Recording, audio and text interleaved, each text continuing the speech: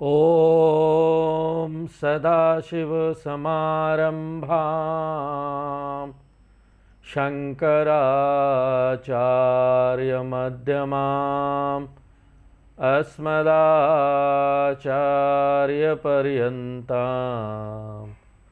वन्दे गुरुपरम्पराम्।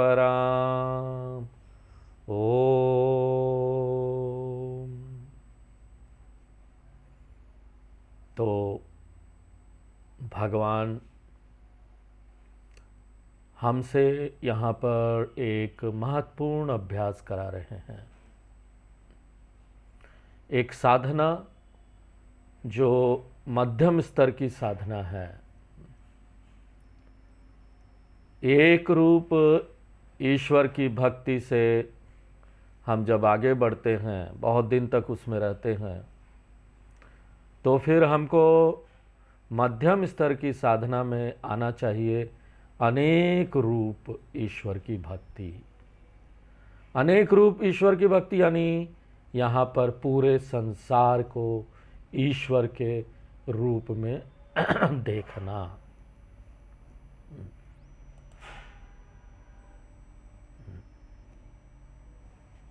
वो पूरे संसार को ईश्वर के रूप में देखना। पूरे संसार में हम भी आ जाते हैं, दूसरे लोग भी आ जाते हैं, सभी कुछ आ जाता है। प्राकृतिक चीज़ें भी आ जाती है, प्राकृतिक चीज़ें भी आ जाती है, वस्तुएं भी आ जाती है। हम कहीं घूमने जाएं तो हम देखें वाह वाह कितनी सुंदर सुंदर चीज़ें, प्रकृति कितनी सुंदर है। उसमें देखें कि सभी में भगवान का अंश है। और ये वस्तुएं और प्रकृति में तो हम देख भी लेते हैं, बड़ी सुंदरता दिखाई देती है, हम कहीं पर घूमने जाते हैं तो। लेकिन सबसे कठिन बात क्या है कि लोगों में वही ईश्वर का अंश देखना, सभी के अंदर वो ईश्वर का अंश देखना। हम वो भी हम अपने सगे संबंधियों में तो देख लेते हैं कि सब अच्छे हैं, बड़े प्रेम हैं, सबसे मिलते हैं, जुलते हैं, लेकिन दूसरे लोगों को अपना बना लेना ये बड़ा कठिन काम होता है। इस साधना से व्यवहारिक लाभ हमको ये मिलता है कि हमारा राग द्वेष चला जाता है, हम सबको अपना बना लेते हैं, घृणा चला जाता है, लोगों से घृणा नहीं रहती हमको। और भगवान बोलते हैं ये जो अभ्यास है मध्यम स्तर का, विभूति योग वाला जो अभ्यास है, विश्व रूप दर्शन योग वाला जो साधना है, वो बहुत महत्वपूर्ण साधना है मध्यम स्तर का। हम इसमें बहुत दिन रहते हैं, बहुत अच्छा से इसको करते हैं, तब जाकर ना हम आगे बढ़ पाएंगे। एक व्यक्ति जिसने इसको नहीं किया है वो कभी भी इस साधना में, हाँ खुश रहिए, चल रहा है प्रोग्राम, आए नहीं आप आ जाइए। गूगल मीट में क्यों है, स्काइप में चलता है ना गीता। तो यहाँ पर एक व्यक्ति जो इस साधना में लंबे समय तक नहीं रहता है, इसको आत्मसात नहीं करता है, वो फाइनल साधना में नहीं जा सकता।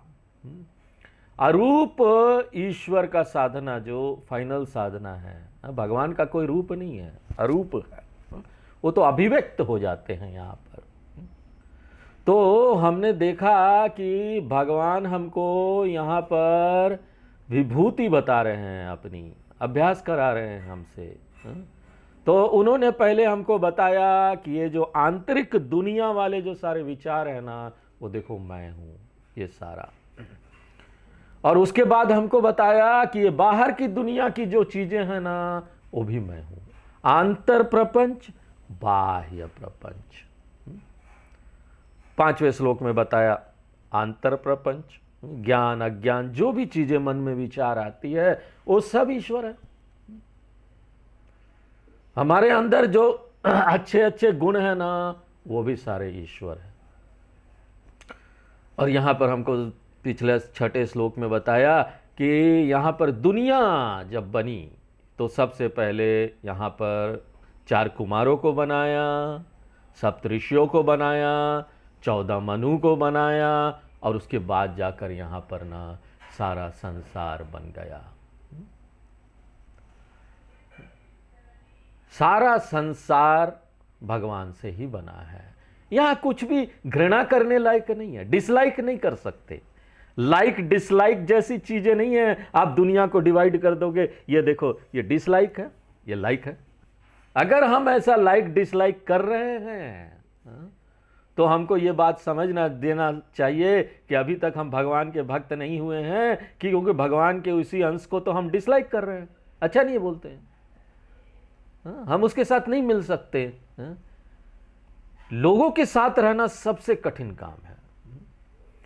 हम जब 4-5 लोग एक साथ रहते हैं तो वहां पर ना बहुत क्रियाएं प्रतिक्रियाएं होती है। हम पसंद नहीं करते, ये हमारा पसंद का नहीं, हमको पसंद नहीं। ये साधना इतनी अच्छी हो जानी चाहिए हमारी कि ना हमारे लिस्ट में एक व्यक्ति का भी नाम ना हो जिससे हम घृणा करें। एक व्यक्ति का भी नाम नहीं होना चाहिए, ऐसा नहीं होना चाहिए। नहीं, दुनिया में हम सबको प्रेम कर सकते हैं स्वामी जी, सबको अपना बना सकते हैं, लेकिन ये एक व्यक्ति से हम बहुत घृणा करते हैं, इसने मेरे साथ बहुत बुरा किया है। ऐसी साधना, ऐसी दृढ़ साधना हो जानी चाहिए कि हम यहां पर सबको स्वीकार कर सके, सबको देख सके तो ईश्वर ही है।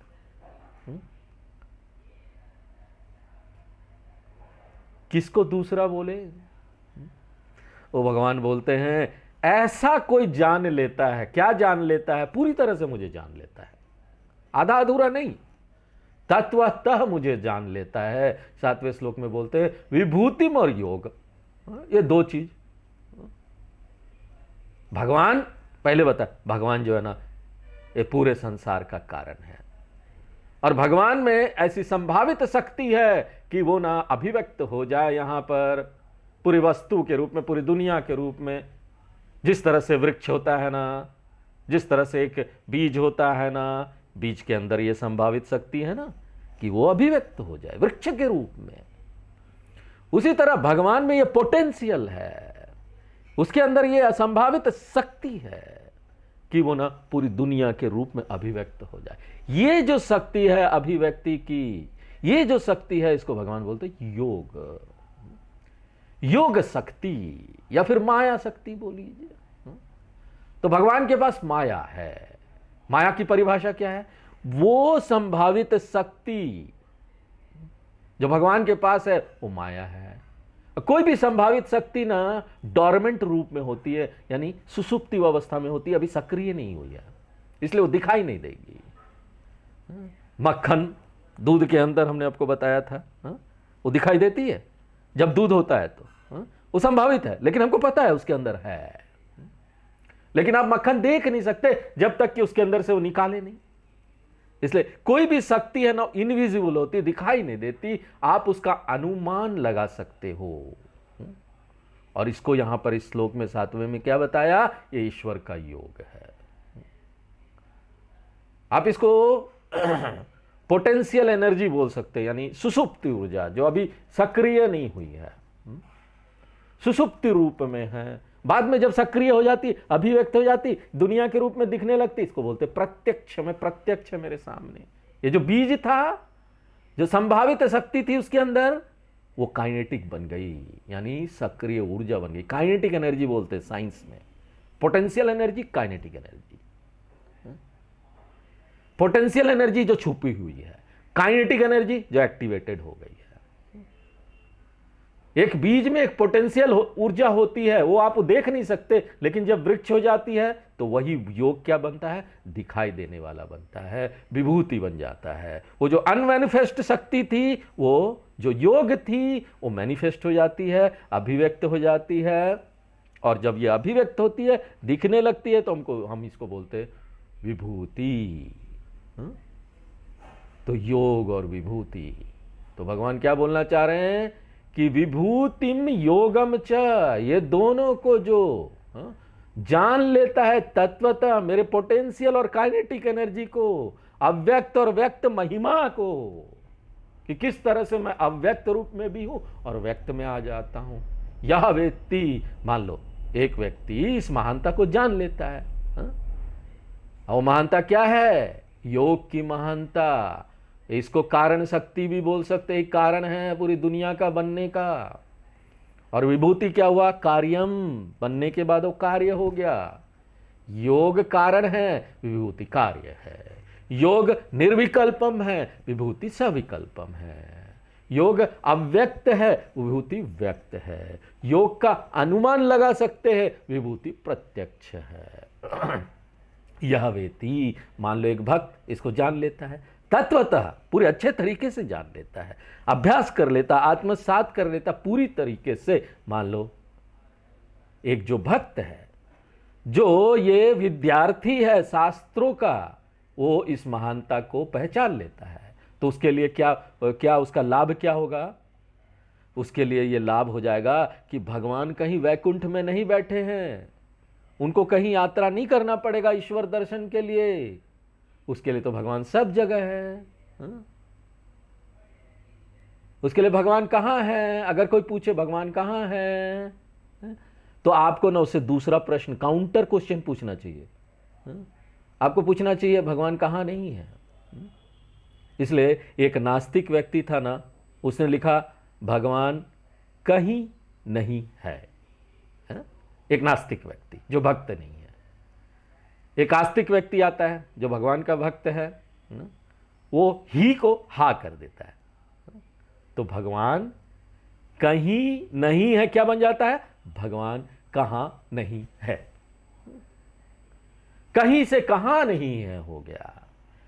ये तो पूरी दुनिया विष्णुमयम है, पूरी दुनिया शिवमयम है। विष्णुमयम जगत, शिवमयम जगत।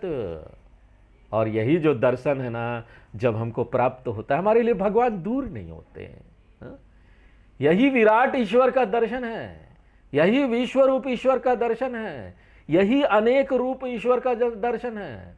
इससे पहले भगवान हमारे लिए क्या था? हमारे मंदिर में था, हमारे पूजा के कमरे में थे, एक रूप में, एक मूर्ति के रूप में थे, या फिर हम बोलते ही भगवान वैकुंठ में, कैलाश में एक रूप थे। वो रूप क्या है? छायायाम पारिजातस्य हेम सिंहासनोपरि आसीनम अम्बुदश्यामम आयत्ताक्षम अलंकृतम चंद्रानम चतुर्बाहुम श्रीवत्सांकित वक्षसम रुक्मणी सत्यभामाभ्याम सहितम कृष्णमाश्रये। विष्णु सहस्त्र नाम का ध्यान श्लोक है, उसमें बोलते हैं, दोनों तरफ बैठे हुए भगवान के, रुक्मणी सत्यभामा। भगवान बेचारे बीच में सैंडविच हो गए, कहीं जा भी नहीं सकते, इधर भी नहीं उधर भी नहीं। देखिए कोई गलत बात नहीं। अगर आप भगवान को इतना छोटा देखना चाह रहे हैं तो शुरू करने के लिए ठीक है। एक साधक को शुरू के लिए ये भगवान में भक्ति बढ़ती है, श्रद्धा बढ़ती है, तो आगे जानना चाहता है, तो चलो तुम भगवान को ऐसे ही देखो कि इधर सत्यभामा बैठी है और यहाँ रुक्मणी बैठी है, बीच में भगवान बेचारे कहीं हिल भी नहीं पा रहे हैं। लेकिन बाद में तुरंत बाद फिर श्लोक आएगा, भूपादो यस्य नाभिर्वियद सुरनीलश्चंद्र सूर्यो च नेत्रे। ये भूमि भगवान का पांव है बोल देंगे, चलो आगे बढ़ो। अब देखो भूमि भगवान का पांव है, देखो ये पूरा ईश्वर अब तुम्हारा जो छोटा रूप था ना, वो अब ये पूरा संसार ईश्वर हो गया।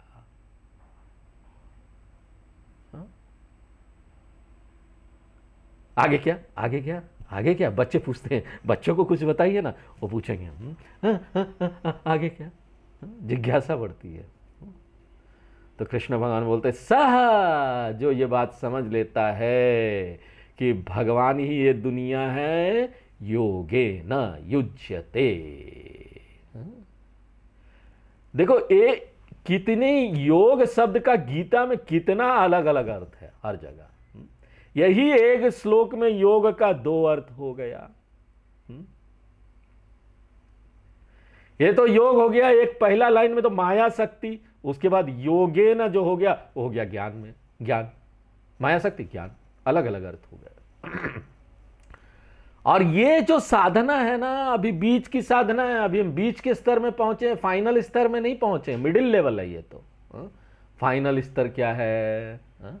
फाइनल स्तर हमने आपको बताया था, अंतिम चरण ये है कि भगवान यहां पर परिवर्तित नहीं होते, भगवान प्रतीत होते हैं। कि ये देखो प्रतीत होता है हमको सब, यहां पर बहुत अंतर है परिवर्तन होना और प्रतीत होना में।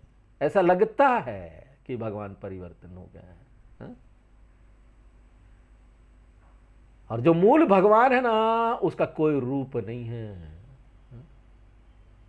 लेकिन वो कोई भी रूप ले सकते हैं, अनेक रूप बन सकते हैं।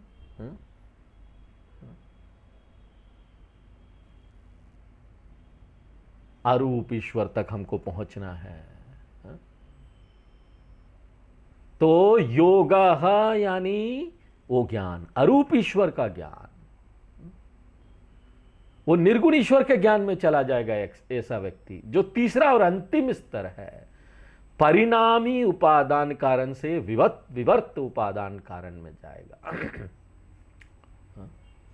और यही नहीं कि उसको अरूप ईश्वर का दर्शन मिलेगा, ज्ञान मिलेगा, अविकंपेन स्थिर ज्ञान प्राप्त होगा, अचल ज्ञान प्राप्त होगा, स्ट्रॉन्ग कन्विक्शन हो जाएगा उसके मन में कि जो ये अरूप ईश्वर है ना, वही सचमुच का भगवान है।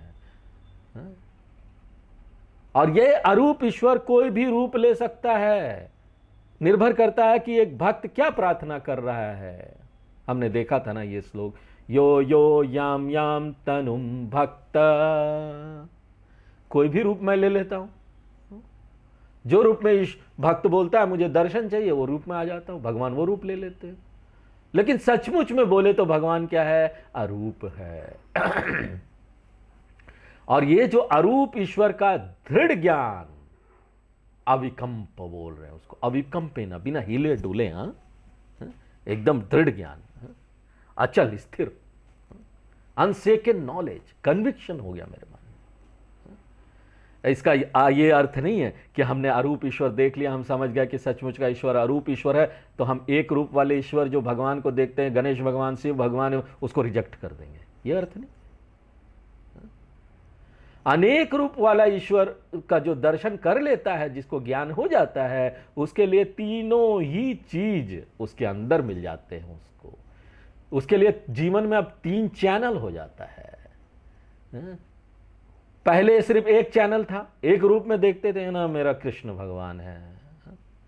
बाद में वो 2 चैनल में आया, पूरा दुनिया को ईश्वर देख रहा है। अब उसके पास 3 चैनल है, वो अरूप ईश्वर भी देख सकता है, जो चाहे जहां चाहे जा सकता है। ज्ञानी को देखेंगे, जो ज्ञानी साधु संत लोग होते हैं ना, वो मंदिर में भी जाते हैं, भगवान का कोई कर्मकांड होता है, पूजा होता है, उसमें बड़े इन्वॉल्व होके बड़े प्यार से उसको करते हैं। वो ज्ञानी है, उनको पता है भगवान का सचमुच का रूप अरूप है, लेकिन वो ऐसा नहीं करते कि मंदिर में जा रहे हैं तो रिजेक्ट कर दिया ना, हम क्यों जाए मंदिर, ऐसा नहीं होना चाहिए।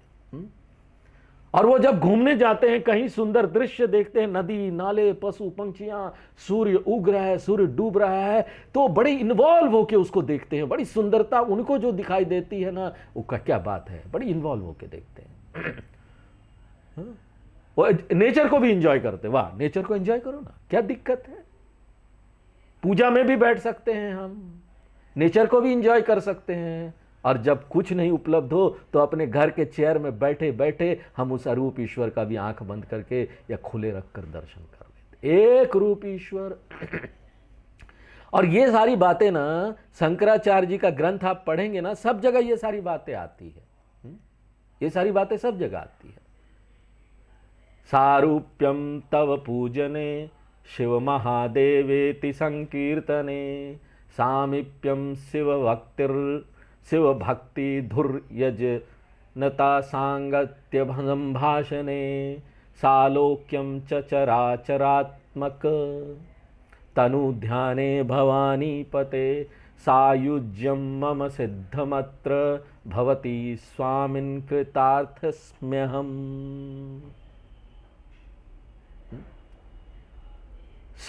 शिवानंद लहरी में शंकराचार्य बोलते हैं कि मैं भगवान का ध्यान चराचरात्मक संधि विच्छेद करेंगे तनु। तनु यानी शरीर। ये जो शरीर है जिसमें चल और अचल दोनों चीजें आ जाती है, वो भगवान का शरीर है। यानी दुनिया की जितनी भी मूवेबल और नॉन मूवेबल आइटम्स है ना, जो चल सकती है, जो अचल है, नहीं चल सकती, वो सब भगवान का शरीर है, तनु है। तो हम इस पर भी ध्यान कर सकते हैं। और मैं ना एक रूप में भी भगवान भवानी पते ऐसा भी देख सकता हूं, सांभा शिवा। मैं इन तीनों स्तर अरूप भी देख सकता हूं, तीनों स्तर का एंजॉय कर सकता हूं, मुझे कोई दिक्कत नहीं है। मैं आपसे बात कर सकता हूं भगवान एक व्यक्ति के रूप में, मैं आपका महिमा देख सकता हूं प्रकृति के रूप में, और मैं अपनी आंखें बंद कर सकता हूं और अहम ब्रह्मास्मि बोल के कि मैं वही ब्रह्म हूं, उसका आनंद ले सकता हूं। युज्यते, ये तीनों चीज वो जान जाएगा। और मान लीजिए हमको कोई संशय है, गारंटी क्या है? आप बोल रहे हैं सब चीज जान जाएगा, क्या गारंटी है? हमको हर जगह ना गारंटी वारंटी कार्ड आजकल चाहिए, कोई भी चीज हम लेते हैं तो आजकल ज्ञान भी दिया जाता है ना, कोचिंग सेंटर वाले गारंटी देते पास कराने का, हम पास करा देंगे, गारंटी देते हैं। तो कृष्ण भगवान भी ये सब लगता है कृष्ण भगवान से ही सीखा इन्होंने। वो कृष्ण भगवान भी ना इसमें गारंटी देते, वो हम तुमको गारंटी दे रहे हैं, ना अत्र संशय, एक रूप ईश्वर से शुरू करो और अल्टीमेटली तुमको मेरे में आना पड़ेगा। 8वां नंबर श्लोक पढ़ते हैं। अहम सर्वस्य प्रभवः, अहं सर्वस्य प्रभुभवः, मत्तः सर्वं प्रवर्तते, मत्तः सर्वं प्रवर्तते, इति मत्वा भजन्ते माम्, इति मत्वा भजन्ते माम्, बुधा भाव समन्विताः। बुधा भाव समन्विताः। हाँ, पिछले श्लोक के साथ ही ईश्वर स्वरूप वाला जो विषय था वो समाप्त हो गया। जो चौथे श्लोक से शुरू हुआ था, चौथे से लेकर 7वें श्लोक तक ईश्वर स्वरूप का विषय था। अब आगे 8वें श्लोक से कृष्ण भगवान अनेक रूप ईश्वर भक्त के बारे में बात कर रहे हैं। ऐसे भक्त जो कि अभी मध्यम स्तर में है। किस चीज के मध्य स्तर में है? सबसे नीचे वाला स्तर क्या है कि भगवान को हम इष्ट देवता के रूप में एक रूप में देख रहे हैं, और सबसे ऊंचा वाला स्तर क्या है? भगवान का कोई रूप नहीं है। और इन दोनों के बीच क्या है? अनेक रूप ईश्वर, पूरा संसार ईश्वर है, विश्व रूप ईश्वर। देखिए, विश्व रूप भक्ति ना एक विद्यार्थी को, एक साधक को बहुत लाभ प्रदान करता है। विश्व रूप भक्त के अंदर बहुत सारे गुण आ जाते हैं, बहुत सारे मूल्य आ जाते हैं प्राकृतिक रूप से।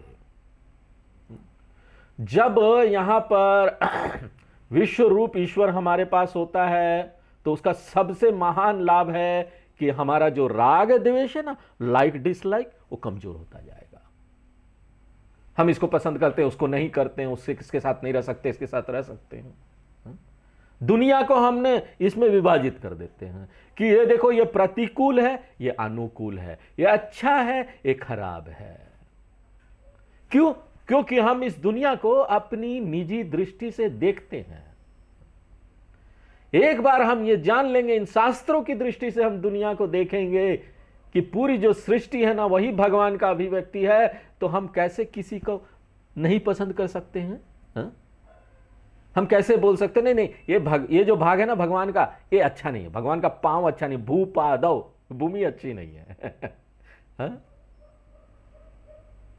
सूर्य चंद्रमा, सूर्य से ज्यादा चंद्रमा पसंद है। एक चीज को हम डिसलाइक करें, दूसरे को लाइक करें, ऐसा नहीं हो सकता है।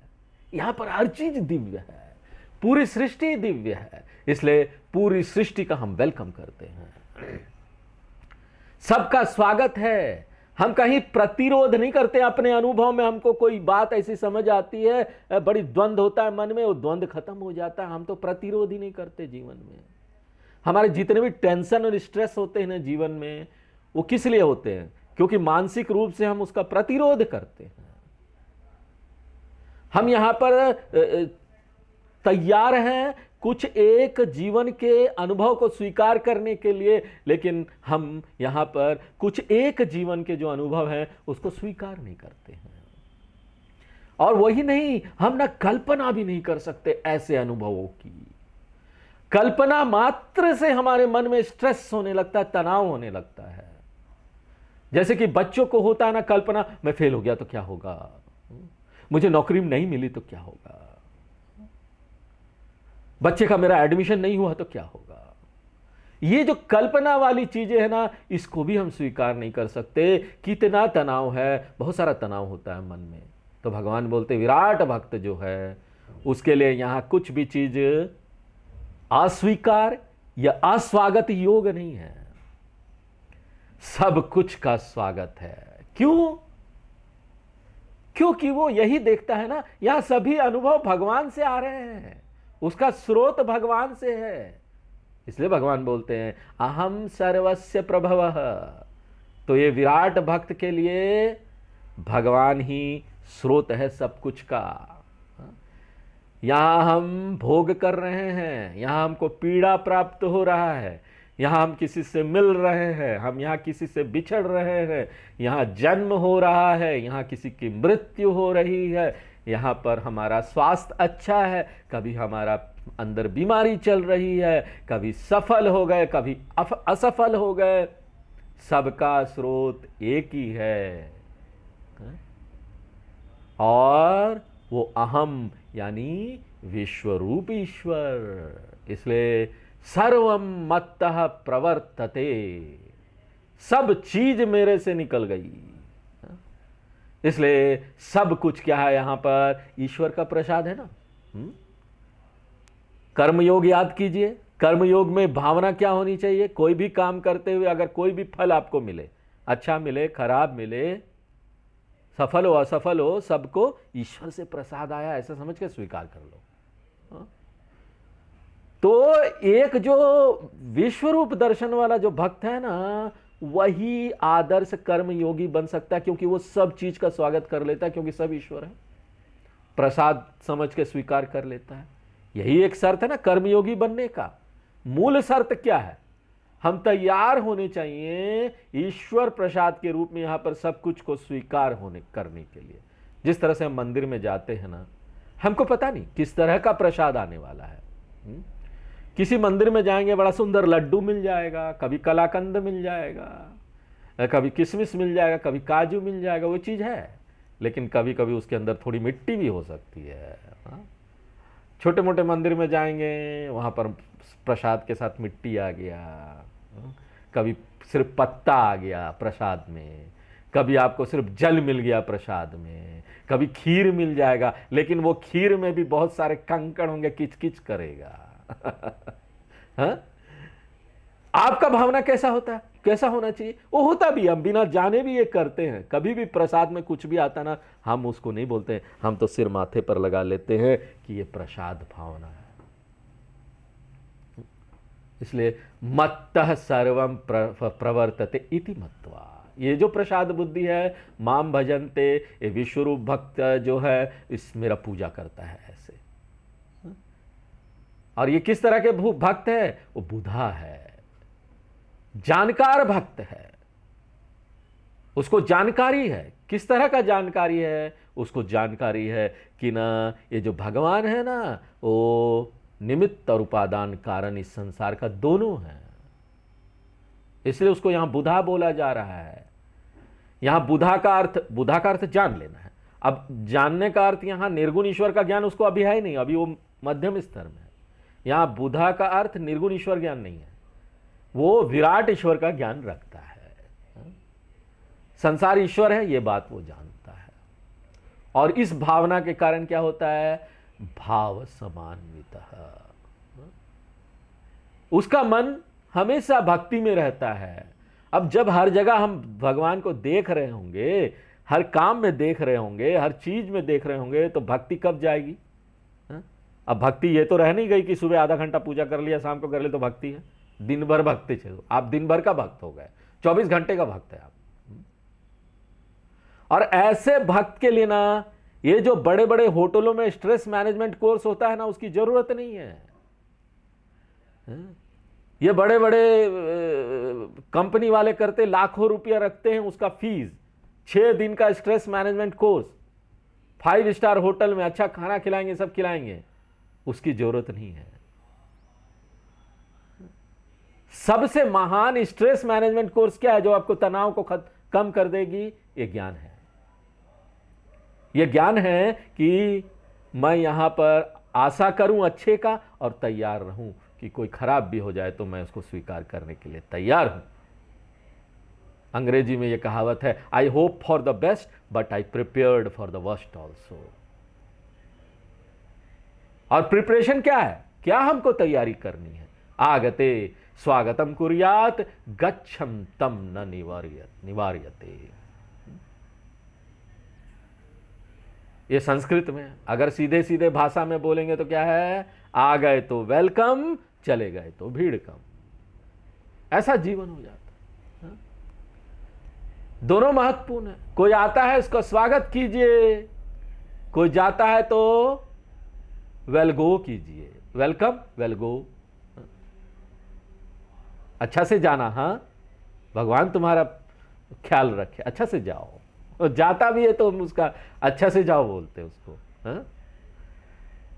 तो दोनों चीजों हो जाता है जीवन में, कोई स्ट्रेस ही नहीं रहता। आए तो वह आ गया, चलो खूब सेवा करो, मजा लो, आहा आया है, उसके सानिध्य का मजा लो, कोई आया है तो। और जब चले जाए, जा रहे हो बहुत सुंदर, जहां जा रहे हो तुम्हारा भला हो, भगवान भला करे। आ गए तो वेलकम, चले गए तो भीड़ कम। आज यहीं पर विराम देते हैं, आगे हम लोग फिर नेक्स्ट क्लास में देखेंगे। पूर्णमदः पूर्णमिदं पूर्णात् पूर्णमुदच्यते पूर्णस्य पूर्णमादाय पूर्णमेवावशिष्यते। ओम शांति शांति शांति।